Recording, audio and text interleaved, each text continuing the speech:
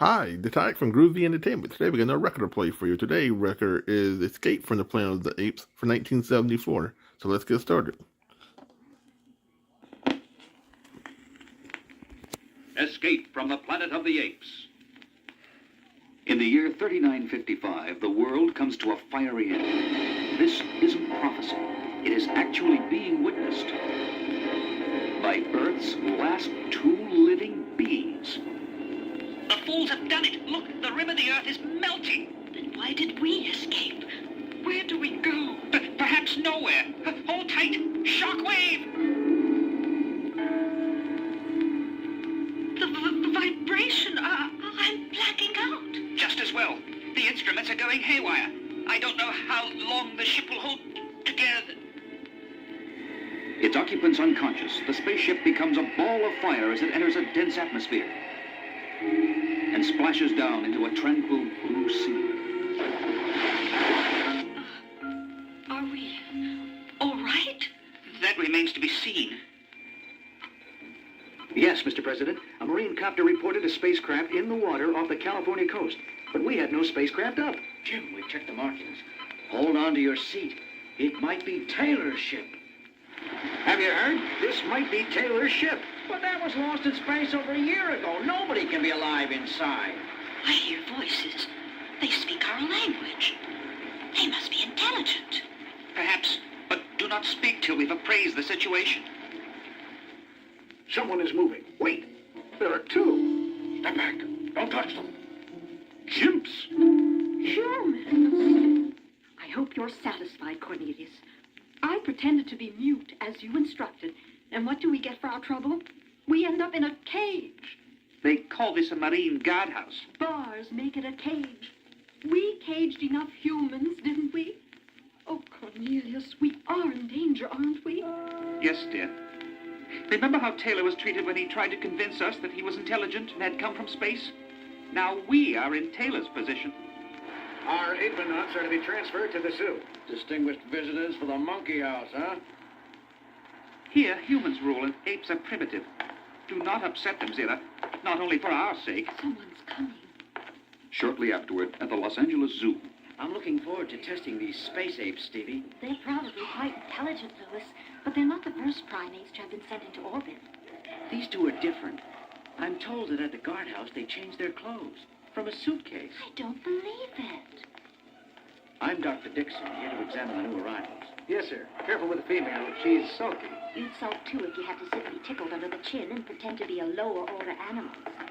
Hello, big fellas. We're going to be friends. Look, banana. Maybe they don't grow bananas in space, Louis. Yummy, yum. I detest bananas, young man. What's going on with these monkeys we're supposed to be guarding? Chimps, pal, and you wouldn't believe it. First, that zoologist and his assistant go into the cage, and then they send me for tea. Then they tell me to get lost. So, what's wrong with the zoologist liking tea? Nothing except when you sit down to drink it with a couple of apes whose manners are fancier than yours. This is the most exciting moment of my entire career. That's the way we felt when we met your astronaut, Taylor, so long ago, or should I say, so far ahead in the future. Then you're convinced you have come from the future, from this very same planet, and actually witnessed the destruction of Earth? I am convinced, sorrowfully. Very well, Dr. Hasline. You're my scientific advisor. Form an investigating committee if you think it necessary. it is necessary. The ship is Taylor's. The time meter read 3955 AD. The implications are staggering, Mr. President. Dr. Hessline is efficient. The usual red tape is cut, and in a very short time, Zira and Cornelius find themselves being whisked toward Los Angeles, Whee! What luxury! where they soon cause consternation amid a distinguished presidential committee. I cannot believe what I hear. You say you come from the future, and that in the future here on Earth, apes will rule, and men will be lower order animals? How can that happen? I'm not quite certain myself, sir, but when astronaut Taylor found his way to us through a time warp in space, he deduced that man had destroyed his civilization through nuclear war. Not many years from now, I would guess. Dr. Hasline, do you believe this nonsense? There is no other explanation, Senator. Coolly, Zira and Cornelius complete their testimony in the stunned silence of the great room. Evidently, civilized men, warlike men, had managed to survive your nuclear war. They lived beneath a molten city. When the guerrillas marched against them, much against our will, they destroyed the Earth. Our scientists had managed to make Taylor's ship operable. Poorly skilled as we were, we had to chance flying into space for safety, for the sake of... We were in space. We saw the explosion. We saw the rim of the Earth melt. You were magnificent. They will not let us live, Louis. But perhaps our baby will.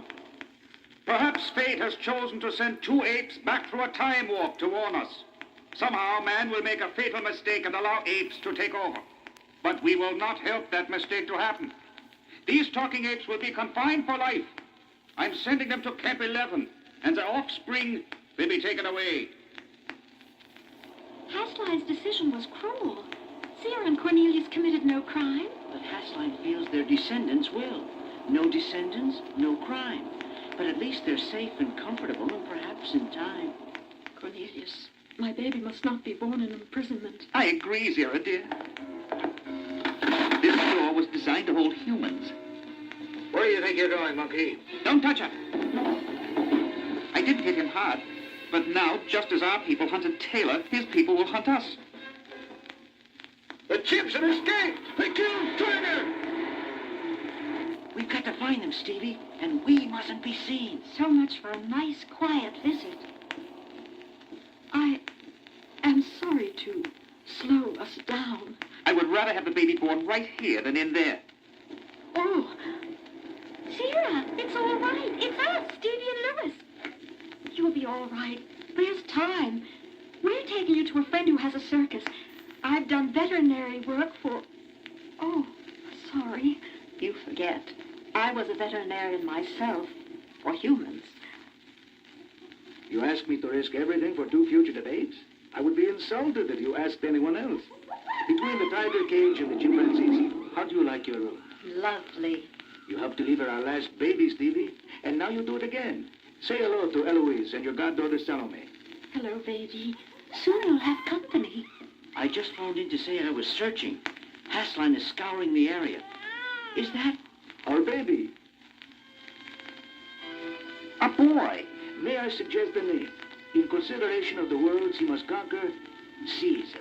Baby Caesar. And the St. Francis Medal, for good fortune. I never meant to hit the guard so hard. I didn't realize my strength. Perhaps Hasline is right. Maybe we can never live together. With understanding, we come to know one another's strength, and our own. Meanwhile, Hasline musters all his strength. They can't get out of the city limits. Now fine-comb every likely place for an ape to hide. Every zoo, every circus.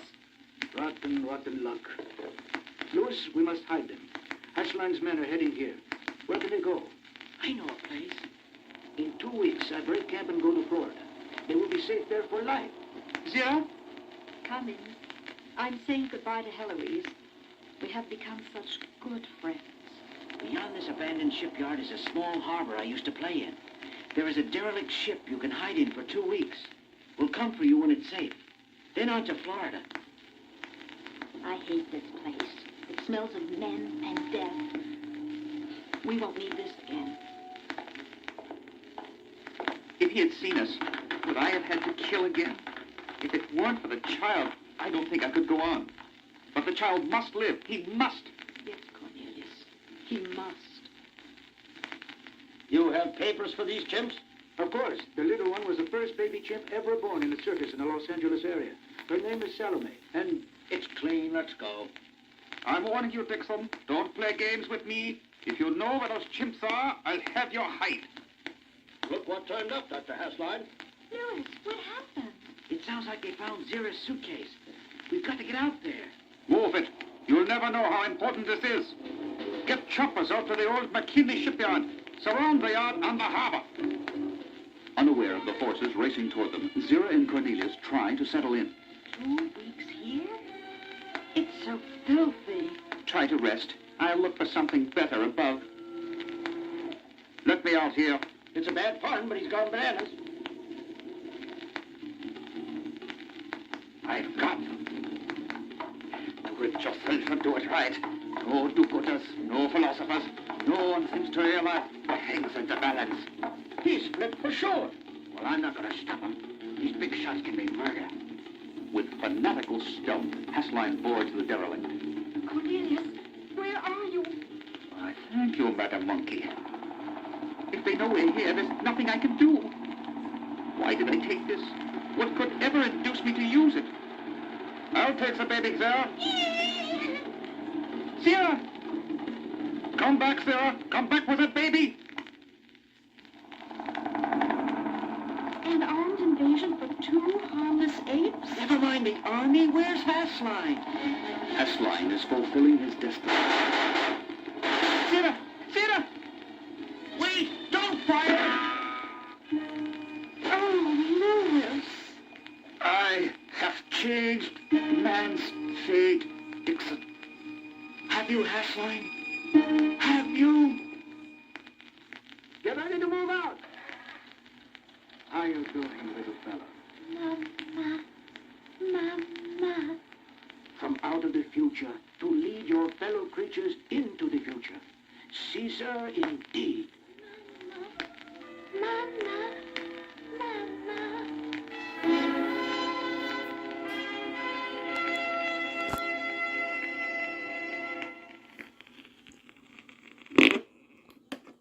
So that was the Escape from the Planet of the Apes from 1974. So if you like, subscribe, share, and comment, have a groovy day with another video coming out real soon.